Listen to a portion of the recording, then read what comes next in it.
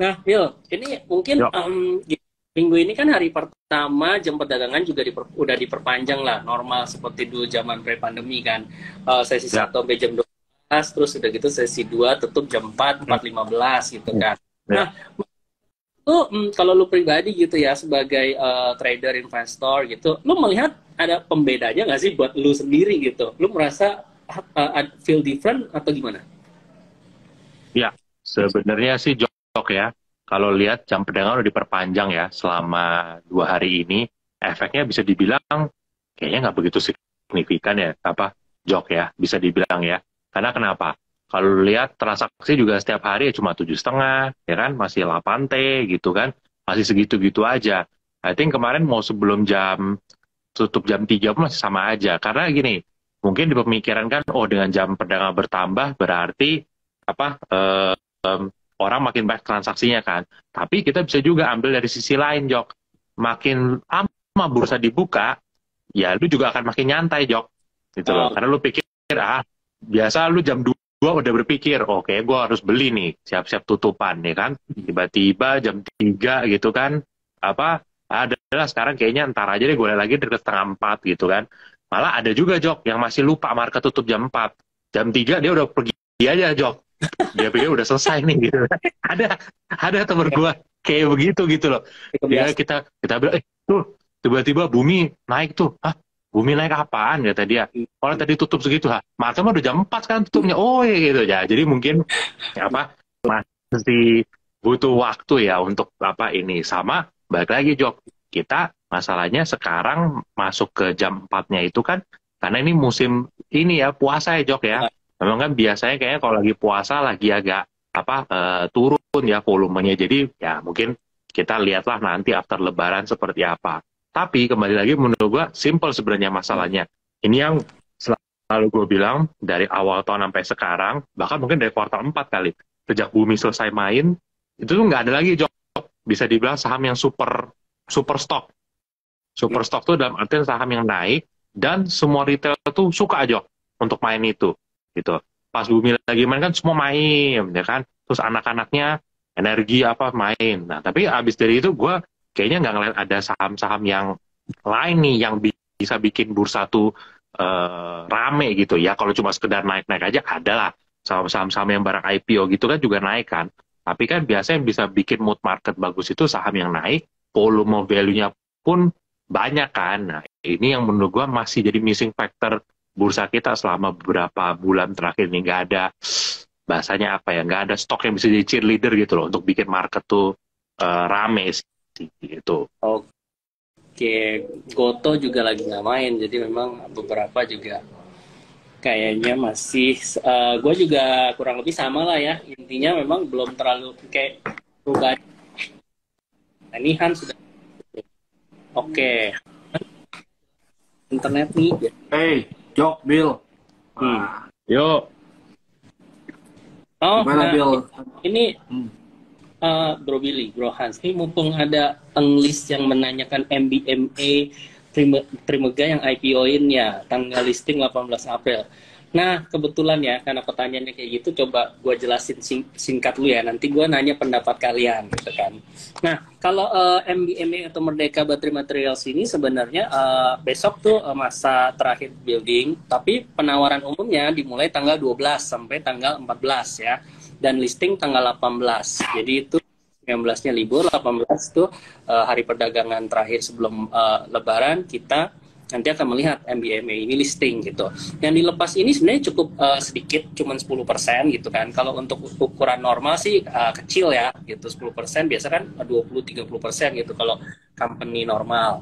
Nah, dari situ size-nya cukup one of the biggest gitu, dia kurang lebih 9 triliun gitu kan.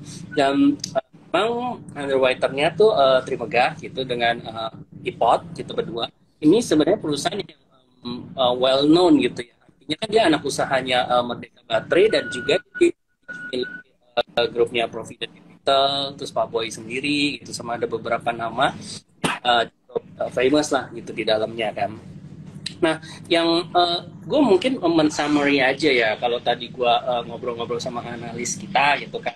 sebenarnya apa sih kelebihan dari MBMA ini? Mungkin kita tahu dia sebenarnya bergerak di nikel karena dia mau mengcapture pertumbuhan kan nanti konsumsi EV gitu ya. EV kan ke nikel dan lain-lain untuk baterai dan material lainnya gitu kan.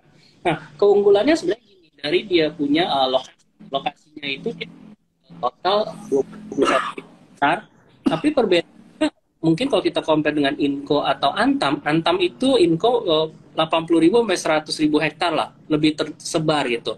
Tapi dengan kandungan sebenarnya yang ya makin terkonsentrasi, justru makin gampang dieksplor, makin murah biaya productionnya, kurang lebih gitu. Karena lu kan gampang galinya, nggak perlu ke sana ceplok-ceplok ada berapa spot kan.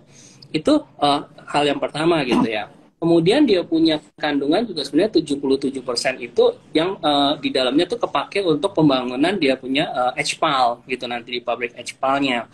Nah, jadi in term of quality, makanya dia disebut salah satu sebenarnya yang pembangunan di satu lokasi yang sama yang terbesar di dunia gitu. Itu boleh dikatakan seperti itu gitu kan.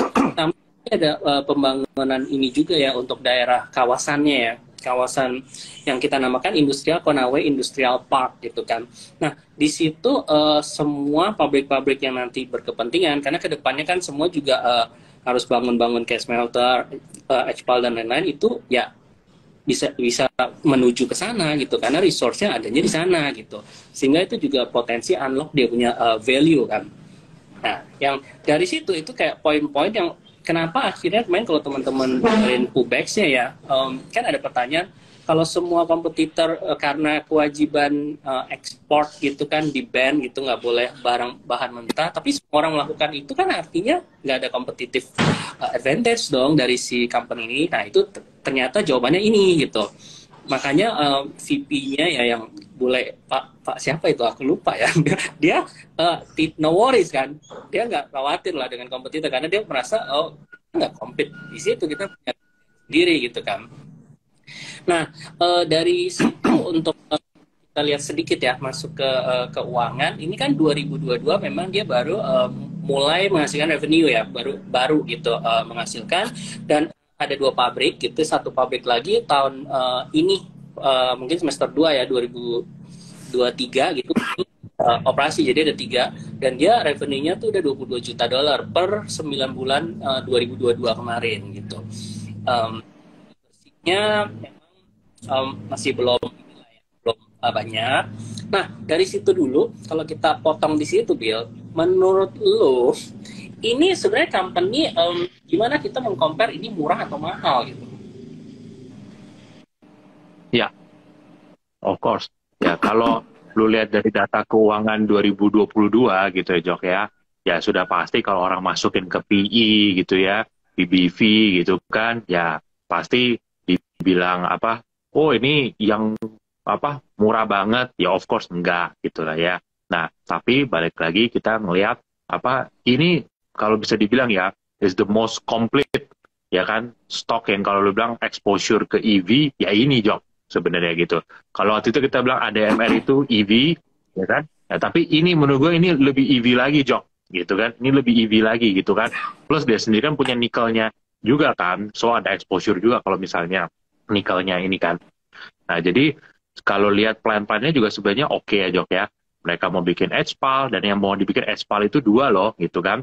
Kalau 1 kan nanti selesai tahun 2025 ya, kalau nggak salah ya. 1 lagi ya belum di-disclose gitu kan. Dan nanti ini akan kontribut sekitar 25% ke EBITDA-nya si MBM gitu kan. Plus dia juga kan ada smelter kan, ya kan, smelternya 38.000 tuh, ya. Terus nanti Archive-nya mau bangun lagi juga kan 50.000 lagi tahun ini. So in total bakal 88.000. Dan you know lah partner-partnernya tuh menurut gua nama-nama yang bener-bener raja-rajanya EV lah di dunia gitu kan. Ada dia kerja sama CATL gitu kan, yang ada yang sama China itu juga gitu kan, yang Huawei itu segala macam. Jadi menurut gua sebenarnya ya kalau bisa dibilang valuation-nya mungkin nggak murah gitu ya, karena buat gua sebenarnya murah dan mahal itu relatif ya Jok ya, karena kalau misalnya satu sektor itu misalnya PI-nya 100, kalau gue trading di 90 kali PE murah nggak? Gue murah. Secara sektor gue murah gitu kan. Tapi kalau di compare misalnya sama siapa? Sama kayak Era Jaya gitu kan yang PI-nya 6-7 kali atau 8 kali. Ya nggak masuk akal. Yang satu jualan HP, yang satu jualan ini kan gitu. Jadi in terms of valuation mungkin memang bukan di lower band yang murah ya gitu ya. Tapi I think ini saham harusnya bisa doing well sih Jok gitu karena dengan prospek yang EV ini karena gue yakin meskipun sekarang itu mungkin EV itu kelihatannya agak sedikit slow ya Jok ya maksudnya perkembangannya kayak ya oke, memang EV ini dan EV itu tapi kan kelihatan mungkin penetrasinya belum banyak ya di sekitar kita gitu ya tapi gue percaya ya EV is the future gitu loh. Nah jadi ya sebenarnya ini stok yang menurut gue tuh oke lah untuk exposure kalau kalian mau punya exposure di EV gitu loh. Ya, nambah juga mungkin kalau Billy ngomong mahal atau murah, sebenarnya kan karena kalau ESG-nya bagus, sebenarnya kalau kita compare sama yang konvensional punya bisnis, harusnya dia akan jadi lebih mahal ya, Jok ya, Bill ya. Jadi kalau semuanya kita ngomong murah, ya depends, murah atau mahal depends compare-nya sama apa sih. Dan kalau semuanya lu lihat yang mahal murah contoh kasus deh kalau ngomong PE itu kayak si AMRT itu PE-nya udah berapa kan tapi tetap aja naik ya karena orang apresiasi dia lebih gitu ya dan gua rasa kedepannya bener kata Billy ini kan mungkin akan lihat long term ya since dia punya sampai 2025 juga ya terus dia punya resource itu kurang lebih bisa sampai 20 tahun lebih ya nah harusnya sekarang yang kita anggap mahal ya kedepannya jadi murah gitu loh. Ya, dengan estimasi laba mungkin tahun ini bisa maybe around 30 juta dolaran ya, ke depan dengan proyeksi pokoknya dia enggak, tapi eksponensial.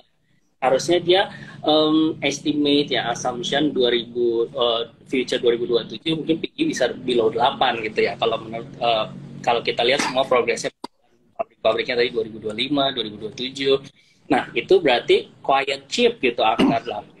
Dengan betul dan satu lagi Jok menurut gua ada yang namanya menurut gua first mover advantage gitu kan atau kayak bisa dibilang the only one valuation gitu kan kalau lu duluan yang IPO nggak ada pesaing-pesaing lo IPO you can set your valuation menurut gua lebih ini gitu kan tapi kalau ya karena lu pasti akan dibandingin sama yang di luar kan ya kan pemain-pemain di luar gitu kan dan EV di luar juga valuasinya sorry to say nggak ada yang murah juga kan rata-rata semua valuasinya pada tinggi-tinggi semua kan nah tapi kalau misalnya sekarang nih IPO perusahaan batu bara lu pasti udah ada perbandingan kan lu IPO PE 10 lu mah mahal Adaro aja PE 2,5 gitu kan udah ada comparisonnya tuh gitu kan nah tapi ini udah IPO sendirian di sektor yang juga bisa dibilang ya ini lebih ke future memang gitu kan ya ini memang dia punya advantage untuk valuation di situ sih menurut gua itu.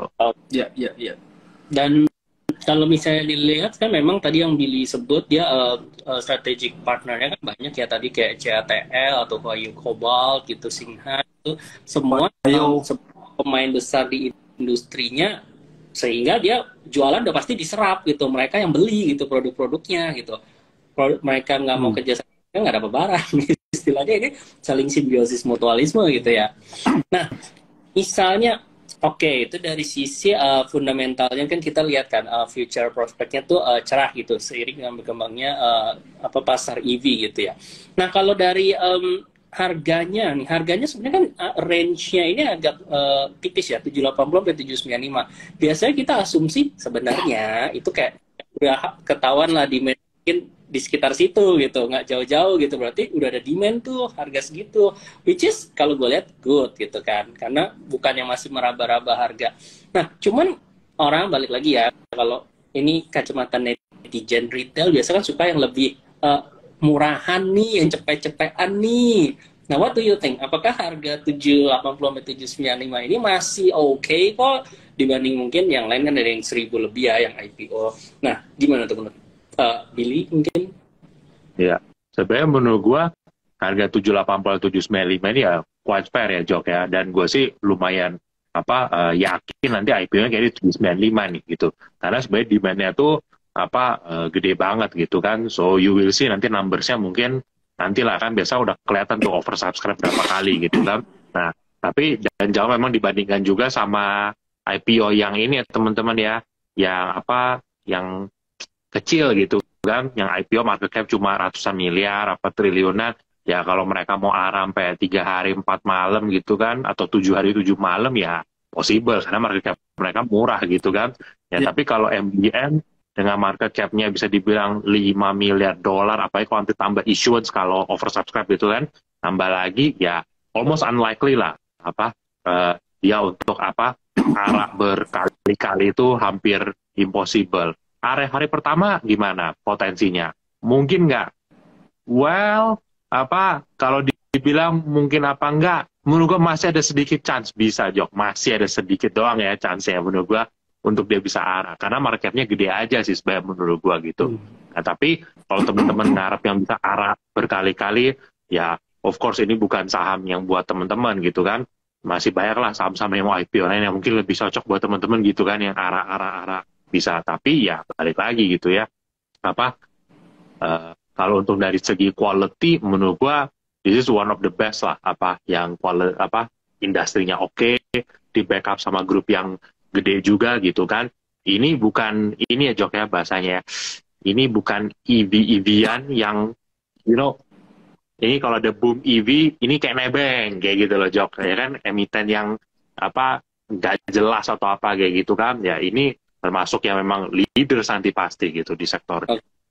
Oke Hans, kalau menurut lo nih, ini kan sebenarnya kalau dari size-nya itu sangat sizable, artinya perusahaan-perusahaan yang pasti dilirik asing gitu kan. Karena dari IPO aja market cap udah 90T gitu, which is foreign biasanya kan juga suka kan, atau fund-fund besar gitu untuk positioning lah gitu di market gitu kan, relative to GCI kan ini juga cukup gede gitu ya.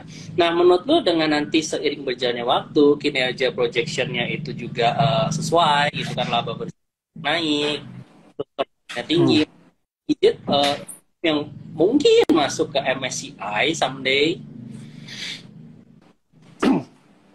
Ya kalau sebenarnya dari latar belakang company-nya itu kan company reputable ya Jok ya.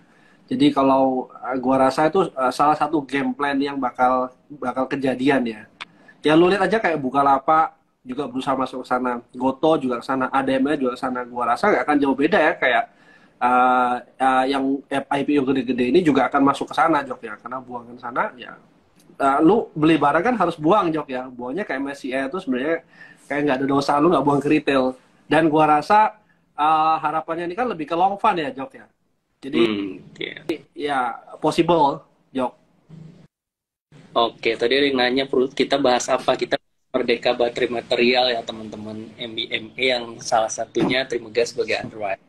Oke, nah kalau misalnya gue mau inilah kita ya, maksudnya kalau ngomongin bagusnya dan ngomongin jeleknya. Sebenarnya gue melihat bukan jeleknya sih, gue melihat kayak mitigate resikonya ya.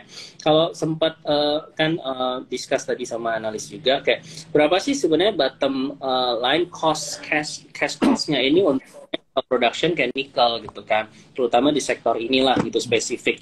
Itu kurang lebih harusnya mungkin kasaran umum $12.000 ya nikelnya. Nah berarti kan artinya kalau if dalam beberapa tahun ke depan harga nikel global itu turun di bawah 12.000, artinya dia baru rugi kan. Mungkin sama kayak batu bara gitu below 40-30 lah gitu dolar. Nah itu kan rugi. Cuman kalau kita lihat sekarang kan berarti masih 20 harga nikel. Nah ini kan masih jauh banget, kayak half gitu. Nah menurut kalian apa itu satu faktor yang gue pikir tapi quiet aman lah, karena prediksi ke depan harga nikel juga masih cenderung oke lah bertahan gitu ya. Kalau menurut kalian hal-hal lain yang bisa mempengaruhi harga ini ke depannya, harga sahamnya gitu? Faktor ya, nikel ya sebenarnya kalau untuk nikel ya mungkin spesifik apa nikel itu apa gue pernah baca berapa bulan lalu gitu ya, nikel itu supply-nya aja udah very tight Jok gitu ya. Jadi banyak sekali, itulah kenapa gue masih lumayan yakin we will see one more commodity super cycle gitu kan. Kenapa?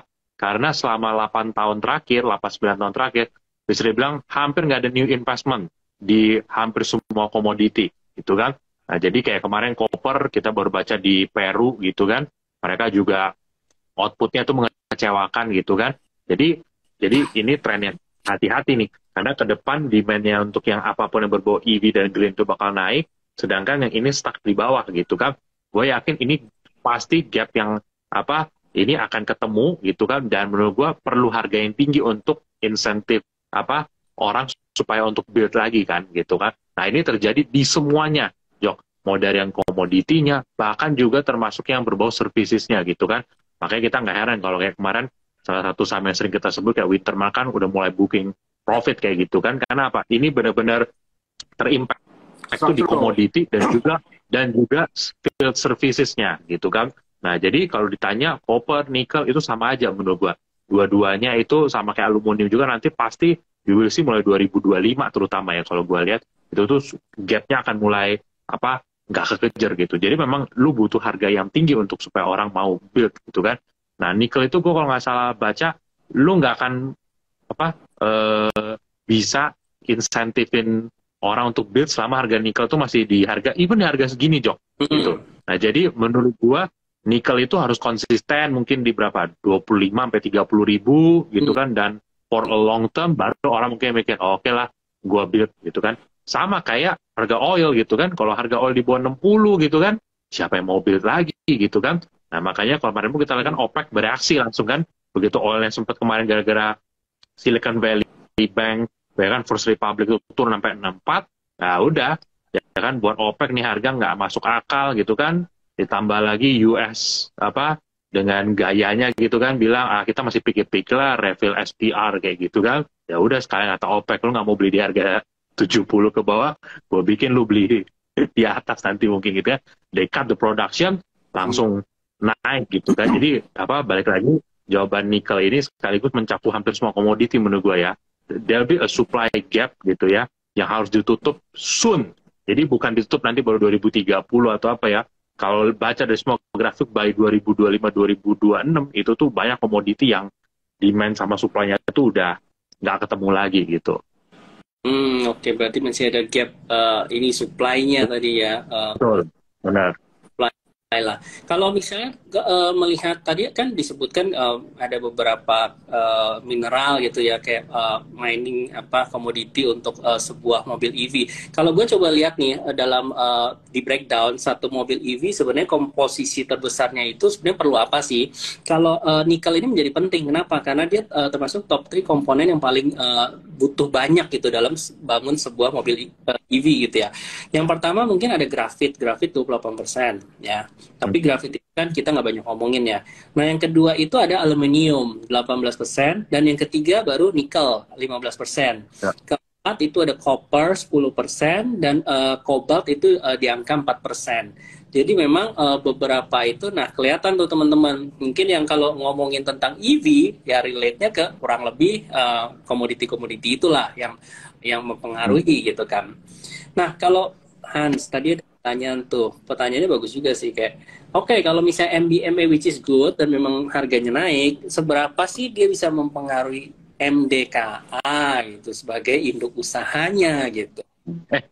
Sebentar, sebelum gue lupa, ini tadi ada pertanyaan ini ya, sekalian gue jawab mumpung gue belum lupa. Tadi kan ada pertanyaan bagaimana dengan sodium baterai yang tidak menggunakan nikel dan lithium sama sekali, yang baru diluncurkan oleh BYD, akankah berpengaruh terhadap nikel?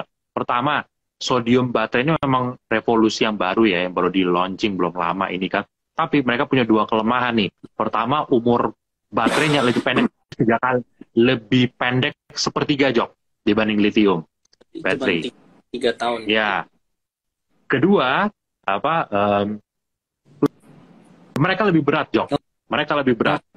Gitu loh. Jadi lu bayangin, menurut gue EV itu kan selain dicari karena greennya, tapi juga apa-apa dibikin lebih light kan. Makanya dia using aluminium apa segala macam gitu kan. Nah, si sodium ini sudah lebih berat, umurnya sepertiga lebih pendek pula kayak gitu kan. Nah, bukan sepertiga, pokoknya lithium lebih banyak 3 kali lipat deh dibanding sama si sodium ini. Jadi weakness-nya paling di situ ya, kayak gitu. Sama nikel bukannya lagi oversupply. Well, balik lagi yang tadi kita bilang ya, sekarang memang mungkin sedikit oversupply gitu kan, karena demand-nya lagi ditekan nih kayak gitu kan, karena orang takut resesi. Tapi you will see nanti starting from 2025 tuh hampir semua komoditi itu akan supply sama demand-nya tuh udah udah demand-nya udah di atas, supply-nya udah nggak ini. Dan satu lagi, demand itu biasanya cenderung akan naik terus. Sedangkan supply itu harus di-stimulat untuk naik. Gak gampang naikin supply. Itu sih. Ya, wah ya itu penjelasan yang baru ya buat kita ya baterai itu. Oke, gimana Hans kalau tentang induknya MBMA si Merdeka ini, atau mungkin ya dari itu menunjukkan udah ada demand gitu. Jok, kalau lu ingat dulu sebelum ADMR-nya sebelum ADMR itu IPO ya, Adaro-nya kan naik dulu ya, Jok ya. Ya.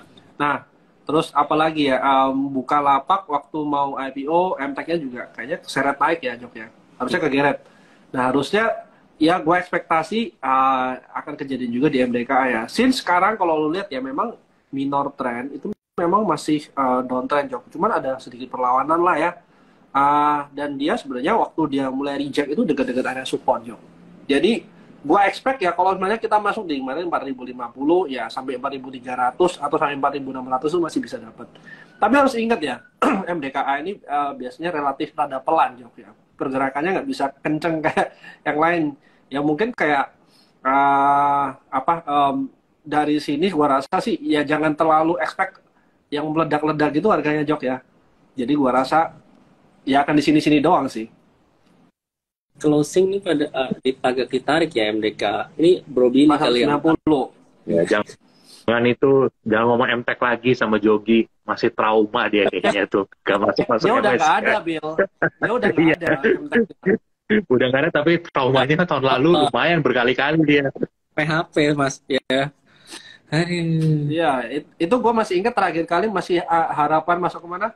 MSCI. MSCI nggak kejadian. 3 kali skip, man. Oke. Tadi mau tanya mana lah? Oke. Jok, gue nanya dulu, Jok. Tadi kalau lu ngomong berapa komposisi mobil yang aluminium berapa persen, Jok? 18. Ya, the top-nya. 18 ya. Nah, kalau aluminium 18 ini sebenarnya gue kan sempat baca artikel tuh, Jok. Kalau di Eropa ini tuh banyak smelter aluminium pada ditutupin, Jok. Nah, sebenarnya kenapa? Karena energy cost-nya tinggi banget, Jok. Nah, biasanya kalau lu tutup smelter aluminium, itu lu mau buat lagi, itu cost-nya juga nggak kalah besar, Jok ya. Jadi, most likely, kalau mereka lihat itu, yang tutup, itu bahkan akan susah untuk buka lagi, gitu loh. Jadi, sekalinya mereka tutup, ya kita bisa pastiin mereka akan tutup selamanya, Jok. Nah, itu menurut lu gimana, Jok? Akan mengurangi pasokan dunia nggak? Ini Eropa nih. Eropa biasanya dia lebih komit ya, Bill ya, Jok. Pasokan aluminium. Kenapa? Sorry? Aluminium kan. Di Indonesia sebenarnya kan cuma kita ya. Benar nggak? Sama, I don't think yang aluminium yang kecil, Almi dan lain-lain itu kan bukan aluminium yang seperti dimaksud kan.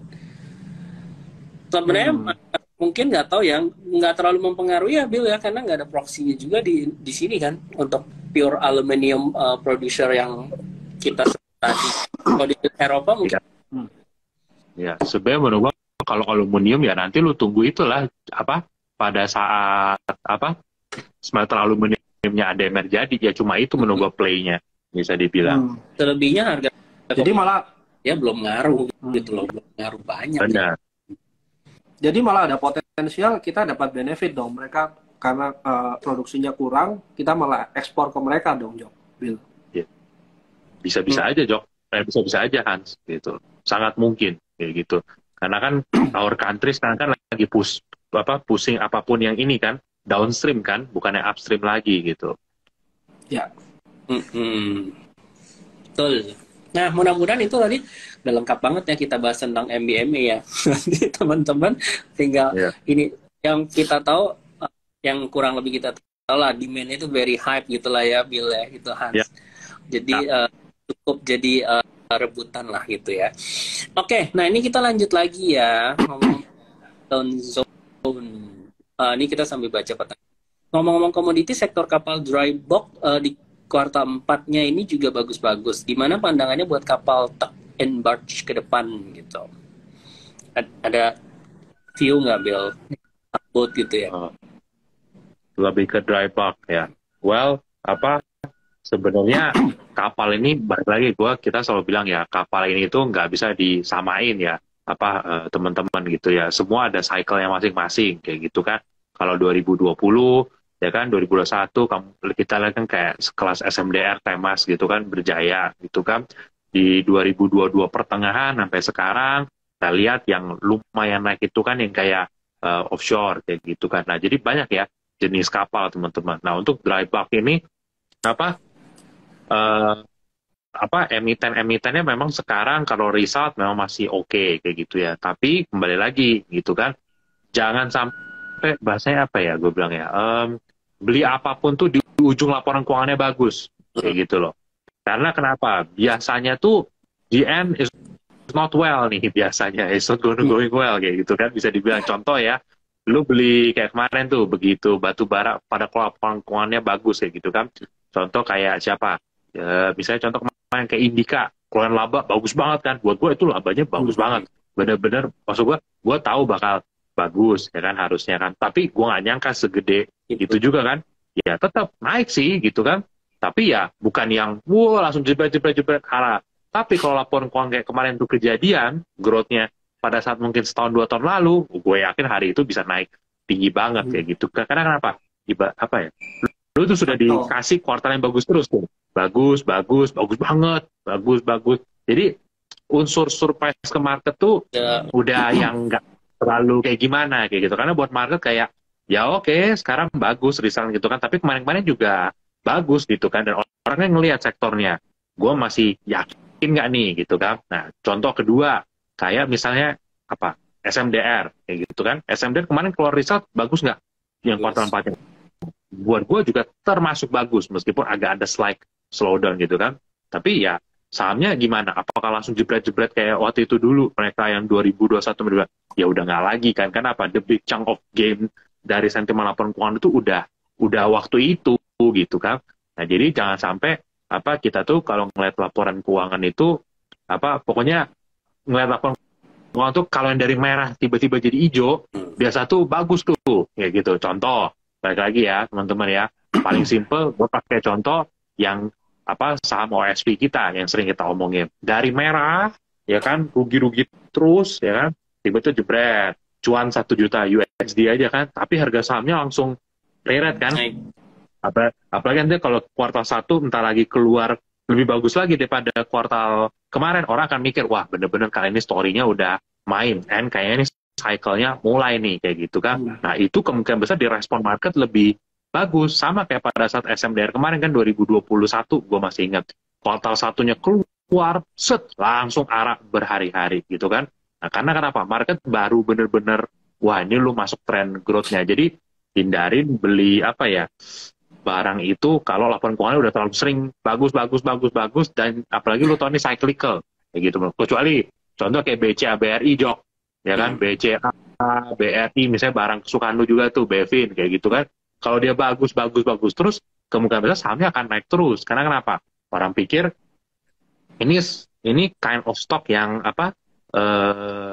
akan konsisten ke depan growth-nya, kayak gitu kan. Tapi kalau yang lain-lain yang kayak tadi kita sebut itu kan, a bit cyclical ya, Jok ya. Maksudnya orang tahu, ya, bagus, tapi gue tahu, karena bisnis susah, cyclical, 1-2 tahun lagi bisa aja laba lu akan turun. Jadi seperti yang selalu kita bilang, boleh sekarang tahun ini laba lu misalnya 2T, tapi gue tahu tahun depan laba lu tinggal 1T, tahun depannya lagi 500M, karena gue tahu abisnya harga lu turun. Ya orang akan ngitung dari 2T, 1T, 500. Di total nih sama dia, sama analis kan di forecast kan 3,5T.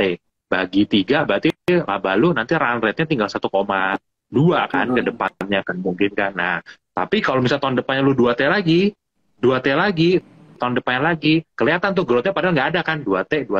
Tapi saham lu very likely akan appreciate di market. Karena kenapa? Lu sudah lebih bagus daripada ekspektasinya mereka. Nah, jadi mungkin ini salah satu pelajaran yang sampai hari ini pun gue masih pelajarin gitu. Kadang-kadang buat gue, emiten yang gue pegang nih, laporan keuangannya bagus banget nih. Tapi balik lagi, bukan kita yang menentukan, Jok, saham kita naik apa enggak gitu kan, buat kita bagus. Tapi kalau buat sebagian market kayak, ya paling juga coba bertahan sebentar doang kayak gitu kan, nggak begitu bagus, ya susah gitu. Karena orang nggak akan beli saham cuma based on satu kuartal punya riset aja kan gitu. They look for continuity gitu loh. Ya, betul. Yang sustain itu yang susahnya. Ya. Oke. Nah, ini kalau pertanyaan Abdullah nih, gue jadi ingat Hans nih kemarin bahas IMAS. Dia katanya Indomobil ya di 30% Mercedes-Benz gitu kan. Nah, gimana? Ada pandangan nggak tentang IMAS-nya nih? Ya, kalau dari IMAS biasanya dia lebih betanya lebih tinggi ya, Jok ya. Makanya dia sebenarnya respon sama marketnya jauh lebih gesit ya. Gua merasa kalau semuanya baik lagi ya, kalau ini masih on trend, Jok. Tapi kalau semuanya harga sekarang kita mau kejar, takutnya itu yang udah beli di bawah pada jualan. Nah, ini kan juga barusan keluar ya, Jok ya. Terus market juga, lu lihat ya, market ini cycle-nya sekarang ganti industri cepet banget. Nah, kalau lu mau nunggain ini, sebenarnya gue masih ngeliat sampai 1610 itu mungkin masih possible, Jok. Tapi kalau harga sekarang kita masuk, terus kita berharap sampai 1610, besok-besok dibawa turun dulu, itu nanti kita akan jadi nggak pede hold lebih lama, Jok. Gue rasa kalau besok sekarang 1115 something, itu mungkin lebih possible ya, masuk entry point-nya. Ya memang benar, gara-gara salah satu sentimennya dia dapat yang Mercedes itu si Jok ya. Tapi memang kalau inilah, lepas dari itu memang sektor otomotif kan jelang lebaran orang beli lah ya, cenderung beli mobil mau baru, mau second, motor juga, motor cenderung beli motor baru gitu kan, untuk dibawa pulang kampung pamer, biasanya kan gitu kan.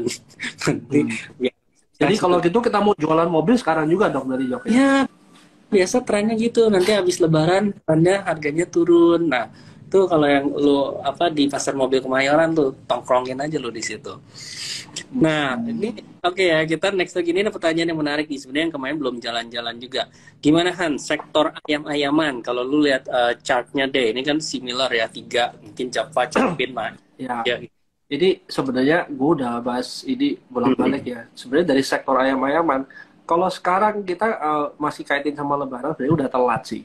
Terus juga kita lihat ya, dari Februari sampai sekarang itu dia turun, sebenarnya nggak ada ngefek dari ayam. Itu dari awal kita ngomong waktu itu soal Chinese New Year ya, nggak naik juga. Terus sekarang lebaran nggak naik juga ya. Mau Cepin, Java, terus Main itu sebenarnya masih major trend, masih downtrend. Kecuali Dewi ya kemarin ya. Yang kemarin waktu itu Dewi kebetulan naik, nah sekarang udah turun, pullback.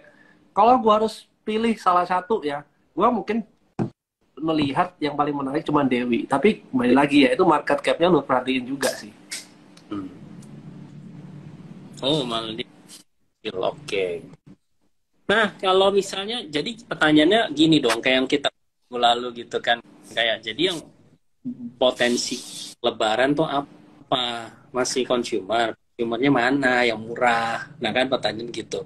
Ada mungkin sekarang spill-nya ada yang berbeda nggak nih, Bill atau Hans? Ya, kalau consumer ya, again, gue sih tetap gue termasuk yang jarang gonta-ganti ya. Jadi kalau stok ya. Jadi menurut gue sih kalau lihat lebaran kali ini tetap fokus di yang ke middle up ya gitu ya. Contoh pertama, misalnya gue tetap yakin orang THR kayak gitu kan, apa segala macam, sport trend itu menurut gue masih sangat intact, Jok, gitu kan. Jadi anything related kayak MAPA gitu kan, should be masih good gitu kan. Terus juga misalnya kayak HP gitu kan. Nah, HP ini gue kemarin ada baca di mana ya, kayaknya dari Chinese punya artikel kayak gitu kan, dia bilang sekarang yang dihadapi produsen HP itu adalah orang ganti gadget sekarang udah lebih lama, Jok. Gitu. Kalau dulu hampir setiap tahun lu ganti gitu kan, rata-rata dari risetnya kayak gitu kan. Nah, tapi sekarang mereka lihat ada kecenderungan udah mulai panjang nih gitu kan pergantian HP, karena lama-lama lu pasti boring juga sih, Jok, to be honest gitu kan, ngeliat HP baru gitu ya. Lu akan lihat HP baru sama HP lama juga kayaknya gak ada beda-beda gitu ya. Fiturnya gitu kan, WhatsApp-nya tetap ya begitu gitu kan, apa semua begitu gitu kan. Dan lagian gue yakin kita sebagai investor saham pakainya apa sih gitu kan, ya cuma WhatsApp ya kan, aplikasi trading, ya udah kayaknya cuma itu doang, sama Instagram kayak gitu kan. Ya udah paling kalau jogi tanpa foto-foto kayak gitu kan, harus kameranya yang bagus gitu kan. Tapi the rest of us kayaknya don't use anything yang lain kayak gitu kan. Nah, jadi lama-lama orang bosen kayak gitu kan. Nah, tapi satu hal yang menurut gue era bagus, era ini juga lumayan banyak ya diversifikasinya kan, nggak cuma HP lagi gitu kan. So harusnya tahun ini juga apa very good. Menurut gue era ini harusnya akan masuk re-rating trend kalau labanya udah mulai sustain nih di atas 1T konsisten. Kalau dulu kita tahu era itu company yang very cyclical labanya ya, kadang naik jadi 700 miliar, besoknya balik jadi 200-300 M kayak gitu kan. Nah tapi kalau dia udah mulai konsisten sekarang nanti di atas 1T, gitu ya kan kemarin ada 1T tuh. Kalau dia udah mulai konsisten 1T ke atas, gua rasa stoknya dia akan re-rating dan tidak menutup kemungkinan ya stoknya will soon hit all time high juga sih menurut gua. Karena sekarang orang tinggal memastikan nih. Nah ini yang tadi gua bilang tadi ya, apa teman-teman juga ya. Pada saat era 1T, orang akan ingat dulu era labanya pernah 800-900 M, abis itu apa slowing down juga dulu kan. Nah sekarang orang akan lihat nih, kalau trennya udah konsisten 1T terus, pasti stoknya re-rating. Meskipun nanti pertumbuhannya udah pelan nih. 1T, jadi 1,1, 1, berapa? 2, 1,3, pelan aja naiknya. Tapi stoknya nanti bisa re-rating lebih kencang daripada pertumbuhan laba bersihnya gitu. Nanti orang akan wonder, kenapa laba cuma naik 10% tapi harga sahamnya setahun misalnya bisa naik 25%, 30%. Karena you enter the new era. Era di mana dulu orang anggap barang lu cyclical, laba lu nggak bakal konsisten bisa naik, sekarang jadi konsisten, itu akan di-appreciate sama market. Jadi valuation itu is just apa ya, is more than just 1 year punya result teman-teman gitu. Akan lihat for continuity-nya seperti apa gitu. Sama kayak apa BC aja gitu kan, konsisten naik terus ya. Lihat aja harga sahamnya gitu kan juga konsisten naik gitu. Oke. Tapi nyambungnya era ya, maksud kayak Blibli ini kan dapat authorized dealer juga untuk Apple gitu kan juga. Jadi dia saingan sama era, MAPI gitu sekarang. Nah sebenarnya dan tuh is it a challenge sebenarnya atau masih sebenarnya enggak masih kecil gitu size-nya. Yang mana? Jok, sorry. Beli. Jadi itu akan mempengaruhi persaingan terutama penjualan handphone iPhone ya gitu karena itu kontribusinya kan lumayan ke era atau ke mungkin MAPI juga lumayan pengaruh gitu kan. Iya. Ya, Blibli termasuk salah satu tag yang ini ya Jok ya, yang nggak sampai bakar-bakar sampai kayak gimana gitu ya. Dan juga kan dia fokusnya kayaknya menurut gua di ini ya, quality ya. Menurut gua kayaknya kalau lu beli elektronik atau apa, Blibli itu jadi kayak top of mind lah gitu kan, karena dianggap barang-barang ini pasti quality-nya nih udah disaring. Sama kalau kayak dulu apa, kalau kita beli HP dari JDID gitu kan, karena dianggap wah kalau dari sini sih pasti oke punya kayak gitu kan. Nah tapi kalau gua jujur sekarang Blibli ini menurut gua masih lebih ke tech job dianggap orang rather than a retailer gitu kan. Jadi Blibli kalau mau naik, I think sama, lo harus tunggu kayak the like kayak apa Arto, Goto ya kan naik semua, and then Blibli bisa main gitu. Karena sampai sekarang di persepsinya ini bukan saham retailer, ini masih saham tech related kayak gitu. Oke, clear. Nah Hans, ini ada dua nih, Alim Chandra sama Karina nih mau bahas Friend. Lu kan dari kemarin berkoar-koar Friend gitu ya, which is ya kita udah lihat resultnya juga not bad gitu kan. Cuman mungkin resultnya udah expected lah gitu ya. Nah, tapi harganya kelihatan kan murah banget di bottom. Menurut lu ini apakah sekarang memang udah bertenaga atau cuman dead cat bounce atau apa ini? Sebenarnya kalau dilihat ini kan dia sudah sempat mantul dari bawah Jok ya. Harga paling berawal berapa itu di 56 ya. 56 ya kalau nggak salah ya. Nah, gua rasa kalau ini sih udah murah banget. Lu jangan harap trading pendek lah. Kalau ini mungkin lebih panjang sih. Even kayak Farul aja masih warnanya menarik juga ya. Sebenarnya Friend ini udah sampai berapa nih sekarang? 8 rupiah. Ya. 8 rupiah. Terus juga barusan kelarnya 3 tahun lagi Jok ya. Nah, harusnya kalau lu mau spek ya 8 rupiah naik ke 10 aja udah berapa sih gitu ya. Ya kalau lu mau main edan ya bisa juga lihat ini. Cuman kalau dari Friend-nya gue inget nih dulu pertama kali gue beli Friend itu sebelum naik kenceng dari 67 Jok ya. Nah hari ini lu dikasih harga 59, 63 itu sebenarnya udah murah. Tapi balik lagi ya, nggak bisa short term Jok ya. Kalau mau short term banget atau panjang banget. Nah menurut gua sih 65 mungkin ya kita lihat nanti dia bisa lewat atau enggak. Kalau bisa 65 di atas 70 something ya dia mungkin sustain ya. Cuman sekarang nggak ada sentimen apa-apa Jok ya. Apa lu mau pakai sentimen? Oh Lebaran, orang pulsa segala macam Kuota. pasti pakai. Juga kayaknya udah basi ya. Itu gua rasa nggak ngefek sih Joko itu. Dulu kan juga digadang kan either data centernya apa digitalnya gitulah ya. Tapi ya balik lagi. Spektrumnya. Data Memang center. gitu juga masih belum dianggap plus lagi lah saat ini gitu. Orang masih lihat yang company yang bottom line-nya udah jelas-jelas tebal gitulah ya, net profit-nya, cash flow-nya positif seperti itu. Mungkin ya teman-teman kayak tadi lah, beli friend di dulu harga 68 sekarang harga 63, tapi dengan kondisi sekarang loh, laba seperti sekarang loh, itu kan berbeda gitu, which is quality-nya udah bagus. Tinggal nunggu manggungnya, ya itu ya kita sabar, tadi balik lagi ya ke sektornya nanti kalau memang dapat flow lagi gitu. Nah ini aku mau lanjut lagi sebenarnya, apa Kalbe Pharma bosnya meninggal, apakah efek harga saham? Sebenarnya kalau model-model sekelas size udah emiten gede kayak ini kan semua running oleh profesional, semua manajemennya. Ownernya pun kan udah tua. Nggak, sebenarnya dia nggak selalu aktif juga gitu manage kerja di dalam company kan. Jadi sebenarnya menurut gua sih nggak ada masalah ya, kayak It's on non-event sih. It's on non-event teman-teman ya kan. Jadi nggak usah sampai terlalu dipusingin gimana gitu ya. Karena yang penting sebuah company itu udah punya suksesor yang bagus gitu kan, manajemen yang oke, dan ini oke.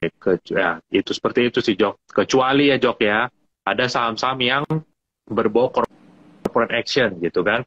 Nah, dan orang tahu ini yang bikin corporate action lamanya nih ownernya nih. Nah, if the case happen di perusahaan yang seperti itu, nah itu bisa bikin people speculate nih, bakal since yang ini apa sorry to say misalnya udah nggak ada, berarti potensi dealnya lebih open nih. Ada yang kayak begitu gitu kan, saham sektor ya, kita nggak enak sebut nama emitennya lah, ntar dikira kita nyumpahin lagi.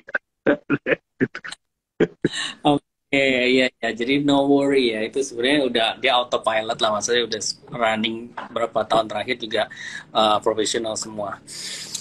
Coach, coba buat pasar rame dong, sepi banget nih. Nah tuh, besok langsung gimana? Hans langsung enter nih, 10 jari gitu ya, pakai limit. Pasar rame itu food court Jok ya. Pasar rame Tangerang. Oh, Iya. ya aja. Tapi ngomong-ngomong soal industri ya, gua rasa bener kata Billy ya, kayak lebih baik jangan ganti-ganti isu. Karena menurut gua tahun ini lebih ke bottom up punya analisis sih Jok. Kayak makanya lu lihat yang jalan kan random banget ya. Jadi kalau memang lu udah yakin banget sama satu sektor, ya udah lu ikutin yang tadi lebih ya. Billy. Yeah. Menurut gua kalau salah satunya yang menarik ya, yang lagi turun sekarang ya Jok ya. Gua belum beli. NICL itu menurut gua masih menarik sih Jok. Why? Ya by technical itu udah masih uptrend juga ya Jok ya. Dan dia juga udah mulai pullback kan ya. Harusnya kalau mau manfaatin technical rebound ya, lu masih bisa boleh lihat sih harusnya. Oke.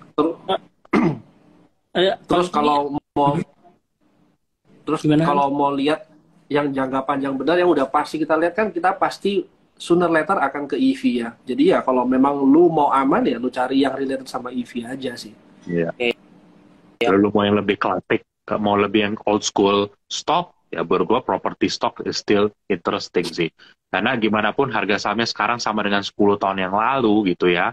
Ya kan balik ke decade yang lalu gitu kan, tambah areanya udah beda harganya gitu kan, ada yang udah acquire lebih gitu kan ya. Ini menurut gua stocks yang ibaratnya nih, kalau saham properti gue bilang ya selalu ya, itu udah kayak orang udah nunggu di terminal aja Jok. Begitu nanti busnya datang ya jalan itu. Jadi sekarang masalahnya tinggal belum ada aja yang beli nih teman-teman, beli secara agresif dari pihak fund atau apa, karena exposure mereka masih kecil di properti. Tapi balik lagi di pasar saham sekarang, jangan cari mana yang bisa naik kenceng dulu gitu kan, tapi cari mana yang at least kalau gue masuk risknya gue bisa lihat nih kayaknya. Maksudnya dalam artian misalnya kalian beli 300, kalian tahu ini kalau di 250 pasti banyak orang akan beli karena udah murah banget secara fundamental dan apapun kayak gitu kan. Nah menurut gue properti fit kriteria yang itu sih gitu, karena maksud gue mau turun ke berapa lagi gitu loh. Ini menurut gue udah di bottom-bottomnya gitu kan, daripada kalian beli rumahnya ya kan, ya mendingan kalian beli propertinya kayak gitu kan. Tapi jangan semua orang berpikiran kayak kalian. Kalau semua orang beli saham nggak ada beli propertinya, ya turun juga nanti tuh saham, karena berarti gak laku rumahnya kayak gitu. Jualannya malah jualan saham, bukan jualan rumah gitu. Ya properti juga properti juga menarik sih, tapi ya mungkin lu pilih-pilih ya. Kalau dulu lu suka apa ya? Makanya Ciputra ya. Ya. Nah yang sama Ya, kali. ya Sumarekon ya kan, BSD, Ciputra menurut gue oke. Tapi kalau lu suruh gue pilih, mungkin gue lebih suka yang ini ya, kayak apa, Sumarekon ya kan, Ciputra. Kalau yang kecil ya mungkin gue akan pilihnya tetap yang sama ya, ya daerah yang di Jakarta Utara itu sih, itu aja. Itu aja sih. Ya. Pakuan juga ya buat recurring gitu. Tapi nanti Jok, once yang recover itu benar-benar residensialnya, menurut gua Kita yang akan main ya Sumarekon, Cetra, BSD sama yang daerah yang di Jakarta Utara itu, karena Pewon kan lebih ke recurring bisnis kan Jok. Ya. Juga land banknya dia sebenarnya lumayan paling kecil sih Bill. Bener itu. Oke. Ya tadi ketinggalan. Oh ya tadi ada yang menarik tuh, Mandiri kan hari ini stock split udah 1:2 ya, jadi 1:2. Ya. Nah biasanya by teori logiknya kalau ini kan makin murah gitu, berarti satu lotnya kan makin affordable untuk dibeli retail. Nah berarti kan kemungkinan makin banyak frekuensinya gitu ya, liquidity-nya makin naik, dan sebenarnya dianggap positif. Artinya kalau positif ya harga kan bergerak naik. Gue inget sih kayak BRI lah yang gue pantau gitu kan. Nggak disangka sebenarnya harganya kok mirip gitu kayak di Porto gitu kan, adalah dulu gua pantau gitu kan, tapi sebenarnya jumlah lotnya udah nambah gitu. Nah itu tanpa disangka duitnya tumbuh kali lipat kan. Nah menurut kalian ya ini akan seperti itu lagi? Menurut gua sih sama ya, cuman ditunjukkan oleh waktu aja gitu, sabar aja. Kalau ngomong sehari 2 hari sih nggak ada. Gimana pandangan kalian? Kalau menurut gua ya Jok ya, banking sekarang itu sebenarnya enaknya gini, kalau pakai technical itu udah banyak gaps. Kayak Mandiri itu gapnya sabrek-abrek gitu. Mandiri BCA juga ada gap ya. Kalau di atas bawah ada Jok. Atas bawah ada gitu. Justru kalau lu mau santai ya, lu masukin aja waktu dia di area-area gap, masuk ke bawah, TP di gap atas ya. Gua rasa itu berapa? 10.900 bagi 2, 4.500 berapa? 5.400 ya. 5.400 itu mungkin target tutup gate semuanya. Kalau Mandiri ya. Ya seenggak-enggaknya kalau lu bingung masuk kemana, ya lu tahu ini pasti tutup gap ya. Mungkin Mandiri bisa jadi pilihan sih. Daripada bingung, market lagi sepi, cuma 7T, 8T nggak sampai, ya udah lu masuk yang gampang aja gitu. Ya. Dan menurut gua pay attention juga Jok ke satu komoditi yang lain lagi turun, dia lagi naik nih, gold nih. Gold itu tiap hari itu udah 2.000 tuh udah kayak, lu tau gak sih ini barang kayak dia udah kayak banteng lu tahan gitu kan. Dia udah mau masuk ke arena, berapa hari ditahan terus setiap 2.000 lebih kan diturunin. Tapi lu nggak bisa tahan ini terus, lama-lama pasti akan naik gitu kan. Ini gue lihat hari ini sekarang udah running di 2009 lagi gitu kan. So stok dengan exposure gold menurut gue salah satu juga bisa jadi dark horse sih tahun ini gitu kan. Nah kalau emas ya kita kan udah tahu lah ya rata-rata apa aja gitu kan. Ya mungkin ada yang BRMS kayak gitu kan. Orang yang lucu-lucu ya, orang ada Archie gitu kan. Terus juga ada mungkin orang bilang kayak DKA, Medco, dan menurut gue juga salah satu juga yang dark horse juga adalah itu yang kayak Petrosi ya menurut gue ya, karena setelah dibeli sama yang Pak Haji Robert itu, Haji Robert yang punya NHM loh, Nusa Merah Mineral, dan gue rasa ke depan bakal ada collaboration yang lumayan gitu between NHM sama si Petrosi gitu. Jadi pay attention sih to gold stock gitu. Ini bisa jadi sektor yang menurut gue interesting tahun ini gitu. Iya. Jok, Bill, gue mau nanya satu hal. Ini kan kalau kita lihat si rupiah kita menguat terus ya, Bill, Jok. Sehari ini udah berapa? 14.890 ya, dikit lagi sampai 14.800 ke bawah tuh. Iya. What do you think, Bill? Ya, kalau rupiah ya menguat kayak sekarang, itu sih bagus banget ya. Artinya apa? Rupiah kalau menguat dan itu terus terjadi, itu hanya berarti satu, dolarnya getting weaker, ya kan? Ya. Nah, kalau dolar getting weaker, it's good for commodities biasanya, ya kan? Dan ya kan pasti satu, ya kan? Karena komoditi sama US dollar index itu biasa inverse relationship-nya kayak gitu kan. Nah, sama. Kalau USD-nya weaker, juga biasanya cenderung berarti risk on environment, di mana apa bisa dibilang pokoknya oke nih harusnya nih bursa apa saham gitu. Nah, tapi bagusnya lagi buat kita Indonesia, ya kalau rupiah lu menguat juga apa ya domestic consumption lu ya kan kayak impor lu atau apa bisa lebih bagus juga kan gitu loh. Jadi menurut gua rupiah menguat tuh bisa dibilang hampir nggak ada ruginya lah, bisa dibilang Jok Hans gitu. Apalagi menguatnya juga kan masih yang stabil ya gitu ya, bukan yang sampai suddenly di bawah 14.000 atau gimana ya.